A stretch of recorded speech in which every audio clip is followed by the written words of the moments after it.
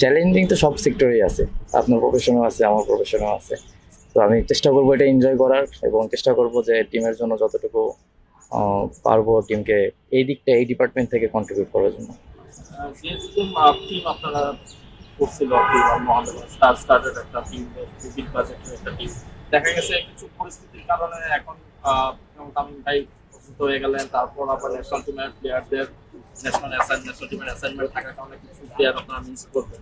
তো নেক্সট আবার 3টা ম্যাচই বিগ ম্যাচ আপনাদের সুপার লিগে যাওয়া, এবং হাড্ডাহাড্ডি বেশ টাইট আর টিম মার্জিন আর কি। তো সবকিছু মিলে কিরকম দেখতেছেন আর কি? না, প্রথমত পরিস্থিতি আমাদের হাতে নাই। পরিস্থিতির মতোই চলবে। এর ভিতর থেকে আমাদের যতটুকু আমাদের হাতে আছে, যতটুকু কন্ট্রোলে আছে, এর ভিতর থেকে আমাদের সবকিছু করতে হবে। আমাদের টিমে প্রথম থেকে বিগ বাজেট টিম, এখনো বিগ বাজেট টিমই আছে। হয়তোবা দুই একটা প্লেয়ার অন অন অফ আছে, যখন ন্যাশনাল টিমের ন্যাশনাল ডিউটি আছে ওখানে যেতে হবে।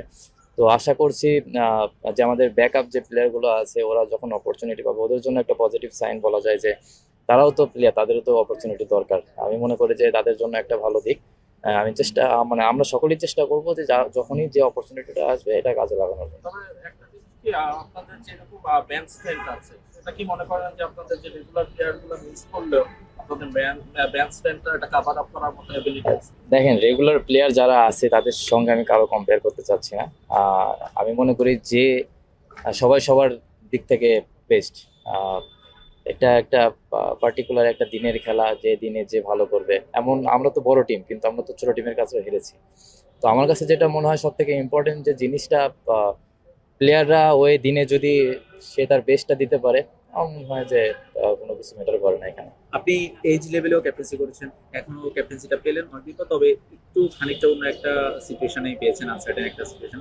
তো এবার কি একটু বেশি কি চ্যালেঞ্জিং মনে হচ্ছে না?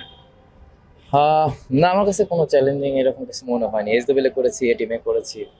ক্যাপ্টেন্সির ব্যাপারটা এটা পুরোপুরি আর নিজেদের হাতে থাকে না কিছু। যখন ক্যাপ্টেন্সি একটা ইয়ে চলে আসে টিম থেকে, এটা করতে হবে অ্যাজ এ প্রফেশনাল প্লেয়ার হিসেবে। তো আপনাকে এই টাইপের চ্যালেঞ্জগুলো নিতেই হবে।